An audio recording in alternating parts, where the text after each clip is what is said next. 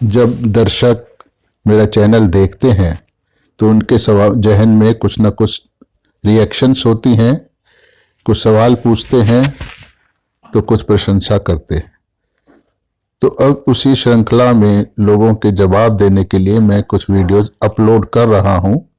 तो यहाँ जो ये सवाल है ये है, actually sir just we wanted to know where which potency is required as all methods introduced by Dr. Hahnemann sir. A core understanding as you understand. An experienced practitioners what his thoughts are on different scales and potencies. इसको मैं हिंदी में अनुवाद करता हूँ कि sir असलियत में मैं जानना चाहता हूं कि किस समय होम्योपैथिक दवाई की कौन सी पोटेंसी की आवश्यकता रोगी को होती है, क्योंकि सभी विधियों और पोटेंसियों के बारे में स्वयं डॉक्टर हैनेमान ने ही बताया है। उन्होंने ही इसको इजाद किया है, यानी इसकी डिस्कवरी की है, और उन्होंने अपने ऑर्गेनॉन में इनका वर्णन किया है। आगे बोलते हैं, ये हम आपकी गहन समझ के अनुसार मूलभूत जानकारी चाहते हैं। एक अनुभवी होम्योपैथिक डॉक्टर होने के नाते विभिन्न स्केल की पोटेंसियों पर आपका क्या अनुभव है और हम इस विषय पर आपकी क्या राय विकसित हुई है, इस विषय में आप हमें अपनी राय दीजिए। अब जो कुछ इन्होंने सवाल किया है उसको फिर इन्होंने 3 टुकड़ों में तोड़ा है कि वो क्या पूछना चाहते हैं असलियत में, और उनके जो स्वभाव है, नेचर है, क्योंकि हर इंसान का जो नेचर होता है उसके बात करने के तरीके में वो झलकता है, चाहे वो कितना भी चालाकी भरा सवाल करे, कितने भी आपकी चीज़ों को सब छुपा ले और छुपा के पॉलिश्ड वे में बात करे, पर उसका रिफ्लेक्शन आता है। तो इस सवालों में भी उन्होंने बहुत कुछ छुपाया हुआ है जो पर मुझसे छुपता नहीं है। तो इसमें आगे वो लिखते हैं, मैं पहले जो 3 आगे सवाल आएंगे उनकी हिंदी आपको समझा देता हूं, और फिर बाद में आप असलियत में जो स्क्रीन पर है वो तो आप खुद भी पढ़ सकते हैं। जरूरी है कि मैं उनकी हिंदी आपको समझाऊं। तो वो इस सवाल में आगे पूछते हैं, इस विषय पर असलियत में 3 भ्रांतियां हैं, यानी पोटेंसी और रेपिटेशन ऑफ डोजेस पे 3 भ्रांतियां हैं। सबसे बड़ा मुद्दा है कि दवाई की कितनी अवधि के बाद दवाई को रिपीट किया जाना चाहिए, यानी एक दवाई को कितनी देर के बाद दोबारा दिया जाना चाहिए, मतलब कि कितनी देरी के बाद दवाई की खुराक रोगी को देनी चाहिए। अब इसके पीछे आगे कुछ और बता रहे हैं, ताकि रोगी तीव्रता से सही हो सके, यानी इनका जो उद्देश्य है वो है कि रोगी को हम बहुत तेजी से ठीक कर पाए। तो ऐसा करने के लिए कितनी देर के बाद रोगी को दवाई देना चाहिए, मतलब हर घंटे बाद देना चाहिए, हर 2 घंटे बाद देना चाहिए, हर रोज देना चाहिए, या हर हफ्ते में देना चाहिए, या महीने में देना चाहिए, ऐसा ये जानना चाहते हैं। तीसरा इसका जो पार्ट है इसी सवाल का, वो मेडिसिन की स्केल से जुड़ा हुआ है। वो कहते हैं सेंटेसिमल पोटेंसी में दवाई देने पर प्रायः दवाई का एग्रेवेशन, मतलब कि होम्योपैथिक एग्रेवेशन होता है, परंतु इसका मतलब यह नहीं है कि 50 मिलीसिमल पोटेंसी में दवाई देने पर होम्योपैथिक एग्रेवेशन नहीं होगा। यानी ये खुद बोल रहे हैं या हैनेमान साहब बोल रहे हैं, ये किस बात से स्पष्ट नहीं है कि इनका कहना है कि होम्योपैथिक एग्रीवेशन 50 मिलीसिमल पोटेंसी पर भी होगा। आगे बोल रहे हैं ये, मुझे आशा है कि इस प्रकार से प्रश्न को खंडों में बांटने से ही आपको प्रश्न को समझने और उत्तर देने में मदद मिलेगी। और मैं उस लेक्चर का वीडियो लिंक भी आपको भेज दूंगा जहां पर इस विषय को अच्छे से समझाया गया है। यानी कहीं और वीडियो पहले किसी ने इसके विषय पर अपलोड किया हुआ है और ये चाहते हैं कि मैं उस वीडियो लिंक को देखकर, वीडियो को देखकर पहले समझ लूं और फिर इनकी बातों का जवाब दूं। मतलब ये एक बेवकूफ़ी भरी प्रक्रिया होती है। यानी मैं पहले सुनूं कि दूसरे लोगों ने क्या क्या कहा है, फिर उनकी मैं अपनी राय बनाऊं और फिर मैं अपनी राय दूं। यानी जो कुछ मेरा अपना अनुभव है उसको मैं दूसरों से वेरीफाई करवाऊं। तो ये तो महामूर्खता होती है। जरूरत इस चीज की होती है कि जो हम बोल रहे हैं वो हम अपने अकल, अपने अनुभव से बोलें, पूरी ऑथोरिटी के साथ बोलें कि ये मेरा अनुभव है या ये मेरी सोच है, मैं इसको ऐसे करता हूं, ऐसे मानता हूं। अब वो आपकी मर्जी है कि आप उसको फॉलो करें या ना करें। तो इसलिए वीडियो देखकर मैं जवाब नहीं देता हूं, क्योंकि YouTube पे ज्यादातर वीडियो जो होम्योपैथी से संबंधित है, कम से कम वो बहुत ही मक्कारी भरे होते हैं। उनमें सिर्फ मरीजों को फंसाने के लिए होता है। इतने वाहियात वीडियोस होते हैं, इतने वाहियात होते हैं जिनको वाहियात कहना भी वाहियात शब्द की तौहीन करना है। और वो होम्योपैथ हैं, कोई स्टेथो डाल के बैठा है, कोई व्हाइट कोट डाल के बैठा है। अरे भाई, आप कंटेंट दें तो चाहे सूट बूट में बैठे, चाहे आप शर्ट पहन के बैठे, तो ये जाहिर करने की जरूरत तभी होती है कि जब हमारे अंदर एक खुद के अंदर कॉम्प्लेक्स होता है कि मैं व्हाइट कोट पहन के बैठा हूँ, एप्रन पहन के बैठ रहा हूँ, गले में स्टेथो लगा के, जबकि स्टेथो आपने कभी छुआ नहीं है, उसको यूज करना आपको आता नहीं है, पर आप इंप्रेस करना चाहते हैं। तो ये खुद अपने आप में एक इन्फेरिटी कॉम्प्लेक्स होने का पक्का सबूत है। और आपको उसका ज्ञान नहीं है, इसीलिए आप उसको सिद्ध करना चाहते हैं कि आप समझदार हो पाते हैं। तो इस तरह से वीडियो लिंक देखकर मैं जवाब देता नहीं हूं, पर इन्होंने कहा है तो मैं उसको देखा कि क्या चीज है, लेकिन कुछ ही सेकंड के बाद मुझको वो वीडियो इतना वाहियात लगा कि मैंने उसको भी बंद कर दिया।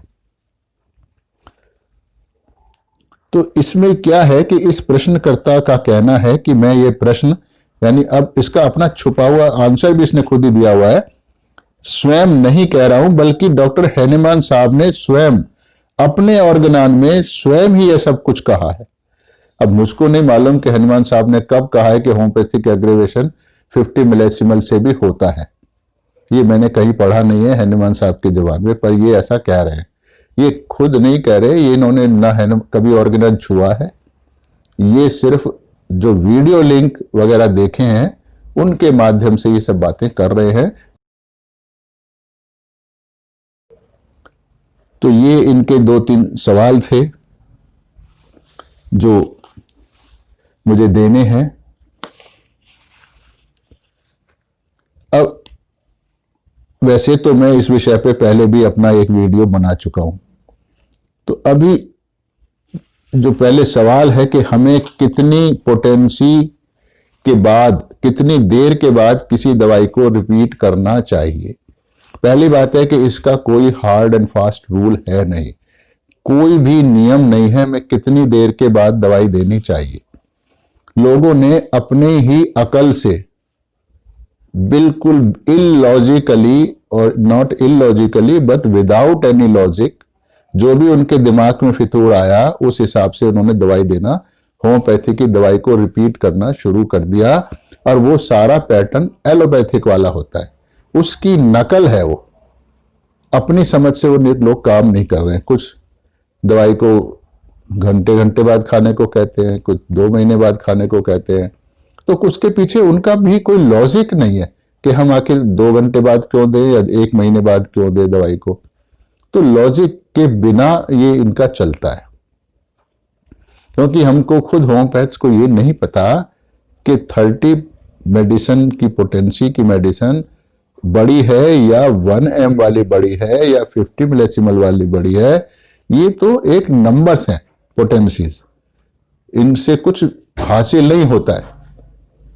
और जब हैनिमैन साहब को हम मानते हैं कि उन्होंने जो कहा वही पत्थर की लकीर है, तो उन्होंने ये भी तो कहा है कि medicinal force is always higher than the diseased force.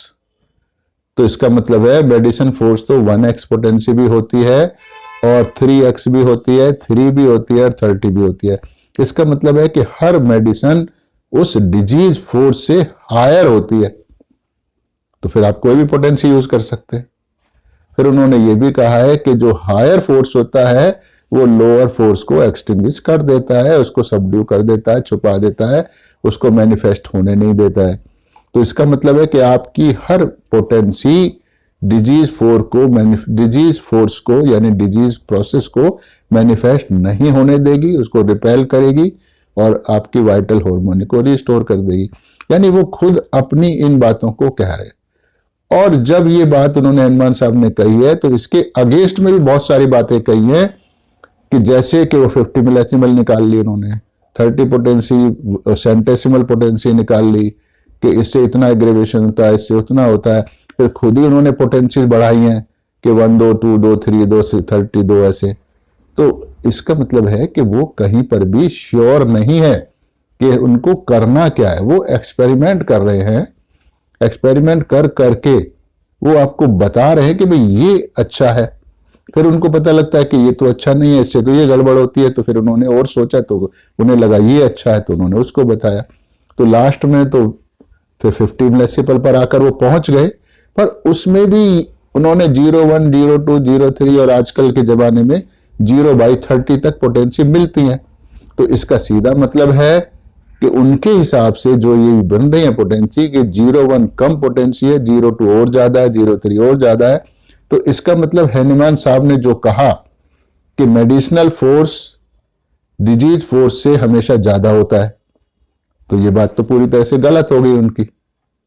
तो मतलब हम हैनिमैन साहब ने कहा है, इसको एक झंडा जो उठाए घूम रहे हैं बिना अपनी अकल लगाए इसको, इसलिए ये होम्योपैथी आगे बढ़ नहीं रही है।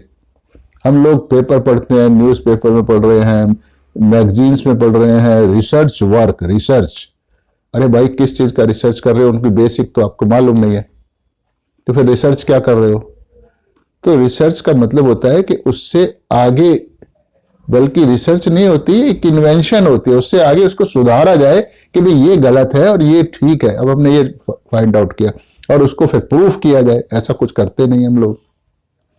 तो इसका मतलब ये है कि हमें ये जो पोटेंसी सिलेक्शन फिर रिपीटिशन, तो आपका एक ही रूल है कि जब तक एक मेडिसिन काम कर रही है, मेडिसिन और उसकी वो पोटेंसी, जैसे मान लो मेडिसिन ए की 30 पोटेंसी हमने मरीज को दी और वो काम कर रही है, तब तक हमको दोबारा दवाई को रिपीट करने की आवश्यकता नहीं है। चाहे वो पोटेंसी 1 महीना काम करे, 2 महीने करे या पूरे साल करे। ऐसा बहुत बार देखने में आया है जो सालों साल किसी भी पेशेंट को दवाई रिपीट करने की आवश्यकता नहीं होती है। और ऐसा भी देखने में आया है कि वो पोटेंसी हमने जब दी तो लगा कि यार आराम आया इसको, और 2 घंटे या आधा घंटे के बाद ही फिर लगा कि गड़बड़ होना शुरू हो गई है, डिजीज में रिलैप्स आना शुरू हो गया है, सिम्टम वहीं के वहीं है। तो फिर हमें उस दवाई की उस पोटेंसी को रिपीट करना होता है। उसके बाद फिर जब तक वो काम करेगी, सेम पोटेंसी सेम मेडिसिन की काम करेगी, और जब काम करना बंद कर देगी उस वक्त हमें रिपीट करना है, चाहे वो स्टेज 1 घंटे के बाद आ जाए, चाहे 2 महीने के बाद आ जाए, चाहे 2 साल के बाद आ जाए। तो ये एक जर्नल रूल है, इसलिए रेपिटेशन ऑफ मेडिसिन की कोई बात यहाँ पे होती नहीं है। अब लेकिन ये रूल हम कोई फॉलो तो करता नहीं है। एग्जाम देने के लिए और लेक्चर देने के लिए तो सारे रूल बनाए हुए हैं, पर क्लिनिक पे इनको कोई लगाता नहीं है। क्लिनिक पे तो जब मरीज को दवाई देते हैं तो यही कहते हैं भाई 30 पोटेंसी इतने दिन काम करती है, 1M इतने दिन काम करती है, 200 इतने दिन काम करती है। मतलब जो दिल में आया बोल दो, कौन आपकी जबान को पकड़ने वाला है। पर ऐसे होता नहीं है। हर पोटेंसी, हर मेडिसिन की जो पोटेंसी है वो हर मरीज पर अलग अलग अवधि के लिए काम करती है। तो इसलिए ये कहना कि 30 हमें जल्दी बार बार रिपीट कर सकते हैं, 200 हफ्ते में करनी चाहिए, ऐसे मतलब बहुत सारे रूल बनाए लोगों ने। या 1M तो महीने से पहले नहीं करनी चाहिए, लेकिन ऐसे भी फिजिशियन है जो हर रोज 10M CM दिन में 4 बार खिलाते हैं। तो ऐसा कोई भी नियम नहीं है। एक ही नियम है कि आपको जब तक पोटेंसी काम कर रही है तब तक आपको मेडिसिन रिपीट नहीं करनी, ना ही वो पोटेंसी में करनी है और ना ही वो आगे मेडिसिन चेंज करनी है। जब उस मेडिसिन और उस पोटेंसी की क्रिया एग्जॉस्ट हो जाती है तब आपको, अगर सिम्टम सेम है उसी मेडिसिन के सिम्टम में, तब आपको उसकी पोटेंसी बढ़ानी है। तो ये एक जर्नल रूल है। तो इससे ही फास्ट क्योर होगा, और कोई तरीका है नहीं। अब इनका एक और सवाल था, ये तो हो गया इस चीज का सवाल कि कितनी देर के बाद हमको दवाई चुननी है जिससे कि, या रिपीट करनी है जिससे कि रोगी को तीव्रता से वो सही हो सके। अब इसने जो लिखा है कि सेंटेंसिमल पोटेंसी में दवाई देने पर प्राय दवाई का एग्रेवेशन, मतलब होम्योपैथिक एग्रेवेशन होता है। अब ये जो सेंटेंस है ये भी अपने आप में बिल्कुल गलत सेंटेंस है। आपके पास होता है पर हमारे पास नहीं होता। मैं तो अभी तक कितने ही सालों से प्रैक्टिस कर रहा हूं, मोर देन 40 इयर्स, पर हमारे पास तो नहीं होता। लेकिन जब मैंने प्रैक्टिस शुरू करी थी, शुरू में जब होता था, आजकल नहीं होता है। तो इसका सीधा मतलब है कि उन दिनों मेरे प्रिस्क्रिप्शन गलत होते थे, पार्शियल होते थे, इसलिए होम्योपैथिक एग्रेवेशन होता था। तो होम्योपैथिक एग्रेवेशन होने का सीधा मतलब है कि आपने मरीज के हिसाब से मेडिसिन का सिलेक्शन ठीक नहीं किया है। ये आपके प्रिस्क्रिप्शन की गलती है जिसको आप होम्योपैथिक एग्रेवेशन का नाम दे रहे हैं। तो आजकल हमारे पास होम्योपैथिक एग्रेवेशन नहीं होता है, मरीज सही होने लगते हैं सीधा एक। तो इसका मतलब है कि आज हमारा प्रिस्क्रिप्शन एक्यूरेट हो गया इतने साल के अनुभव के बाद, तो अब नहीं हो रहा, हम सेंटेसिमल यूज करते हैं। तो अब इसके बाद फिर सवाल आता है कि फिर ये 50 मिलीसिमल, क्योंकि आजकल तो इसका जोर बहुत ज्यादा हो रहा है, हर होम्योपैथ 50 मिलीसिमल की तरफ भाग रहा है बिना सोचे समझे, भेड़ चाल की तरह। मैंने भी 1-2 बार कोशिश की है इसको लोगों पे आजमाने की, पर दोनों में कुछ खास अंतर होता नहीं है। सिर्फ एक ही चीज का बड़ा महत्व है होम्योपैथी में, क्या आपने हमारे पेशेंट के लिए मेडिसिन का सही सिलेक्शन किया है या नहीं किया है। वो सही सिलेक्शन के बहुत सारे क्राइटेरिया होते हैं। जैसे कुछ ऑर्गन रेमेडीज लोग देते हैं, उनके हिसाब से वही सही सिलेक्शन है। जैसे मान लो लीवर के लिए चैलिडोनियम कार्डुअस दे दो, प्रोस्टेट के लिए सबाल सोरुलोटा या और ऐसे बहुत सारी दवाइयां वो दे दो। ऐसे बहुत सारे उन्होंने ऑर्गन रेमेडीज बनाई हुई है, या बायोकेमिक दे दो, हैं तो सारी ही दवाइयां, तो उनके हिसाब से वही सही सिलेक्शन है। कुछ फिजिकल्स के आधार पर यूज करते हैं कि थर्मल ये है, मोडेलिटी ये है, एग्रेवेशन ये है, तो उसके हिसाब से दे दो, तो उनके हिसाब से वो सही सिलेक्शन होता है। कुछ की नोट प्रिस्क्राइबर होते हैं कि पल्सेटिला ऐसी होगी और सल्फर ऐसी होगी और नक्सोमिका ऐसी होगी, तो वो जब दवाई का चुनाव करते हैं तो उनके हिसाब से वो सही सिलेक्शन होता है।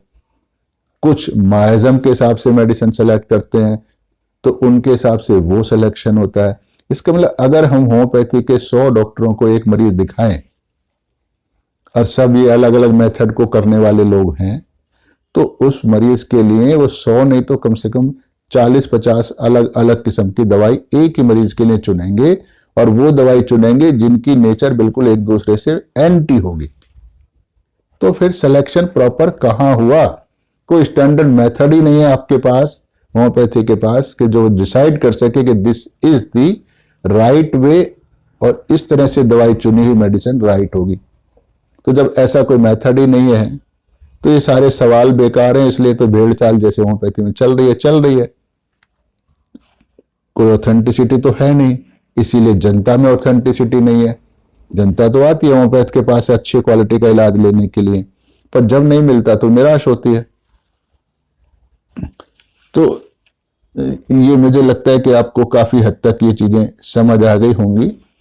तो 50 मिलीसीमल का बहुत ज्यादा मेरे को अनुभव नहीं है, इसलिए मैं बहुत ज्यादा ऑथेंटिसिटी उसके ऊपर कोई कमेंट नहीं करूंगा। पर कुछ स्केल्स आप समझ लें, जैसे मेडिसिन के हमारे को किन किन क्वांटिटी में मिलती है, किन किस पोटेंसी में मिलती है। जो हमारे पास है, सबसे पहला होता है मदर टिंचर, जिसको हम क्रूड फॉर्म ऑफ मेडिसिन बोलते हैं। हालांकि वो भी बिल्कुल क्रूड नहीं होती है, वो भी प्योर टिंचर नहीं होता है, उसको भी पोटेंटाइज किया जाता है और उसका स्केल होता है 1/10, तो वो भी पोटेंटाइज में ही आता है। दूसरा है डेसिमल स्केल, यानी दशमलव स्केल, यानी 1/10 स्केल, कि मतलब वो सारी मेडिसिन लिक्विड फॉर्म में भी मिलती हैं और यही जो पाउडर है ये ट्राइचुरेशन फॉर्म में भी मिलती हैं। जैसे उनको नाम लिखा जाता है 1x, 2x, 3x, 6x, 12x, 30x वगैरह वगैरह। और जब ये जैसे मेडिसिन है, थायोसिनामिनम है, थायराइडिनम है, यूरेनियम नाइट्रेट है, ये सब पाउडर फॉर्म में या गोली फॉर्म में मिलती हैं, तो ये 3x, 6x वगैरह के नाम से मिलती हैं। पर यही डेसिमल पोटेंसी लिक्विड फॉर्म में भी मिलती हैं। जैसे मान लो pulsatilla 3x, nux vomica 3x, तो वो एक जो बूंद है उसको 10 बूंद पानी के साथ या 10 बूंद अल्कोहल के साथ मिला के वो बनाई जाती है, तो ये डेसिमल स्केल हो गई। अब दूसरी स्केल होती है सेंटेसिमल स्केल, यानी सेंटेसिमल स्केल का मतलब होता है कि 1 part of medicine and 99 part of alcohol, या जो एनी मीडियम, तो वो भी मिलती है हमारे को, वो भी 3 में, 6 में, 12 में ऐसे मिलती हैं, 30, 200, 1m वगैरह वगैरह। तो अब कौन सी ठीक है कौन सी नहीं ठीक है, ये किसी के पास कोई ऑथेंटिसिटी से नहीं कह सकता। जो जैसे चला रहा है वैसे ठीक है, क्योंकि किसी के पास भी कोई भी ऑथेंटिक प्रूफ नहीं है कि ये ऐसे ठीक है। तो अब फिर हैनिमान साहब का जो आखिरी इजाद था वो था 50 मिलीसीमल पोटेंसी, यानी 1/50,000, यानी एक बूंद, जैसे 50,000 अगर हमारे पास बूंदे हैं टोटल दवाई की बनानी है, तो उसमें केवल एक बूंद हमारे को ओरिजिनल मेडिसिन का डालना है, ओरिजिनल मटेरियल, और बाकी सारा व्हीकल होगा। तो उससे जो पोटेंसी बनेंगी वो 50 मिलीसीमल गिनी जाती है और उनका लेबल किया जाता है 0/1, 0/2। तो आजकल मार्केट में 0/30 तक मिलती हैं और उनको लिक्विड फॉर्म में नहीं दिया जाता, वो सारी ग्लोब्यूल्स फॉर्म में मिलती हैं और बहुत ही बारीक होता है, तो इसको लिखा जाता है LM पोटेंसी। पर ये, और इनको कहा जाता है कि बिल्कुल आप फ्रिक्वेंटली जितनी मर्जी बार यूज करो, इससे एग्रेवेशन नहीं होगा, पर ये बिल्कुल गलत बात है। बिल्कुल होगा, सही दवाई होगी तो ना इससे होगा ना 30 पोटेंसी से होगा। तो मुझे लगता है कि ये जो वीडियो बार बार इसके विषय पे बनाना कोई ठीक नहीं है। मैंने काफ़ी सारे पहले भी कवर किए, ये भी कवर किया है, तो लगता है कि इस वीडियो से इस टॉपिक का एंड हो जाना चाहिए। नहीं होगा और सवाल उतरेंगे तो फिर मैं उनके जवाब आगे दूंगा।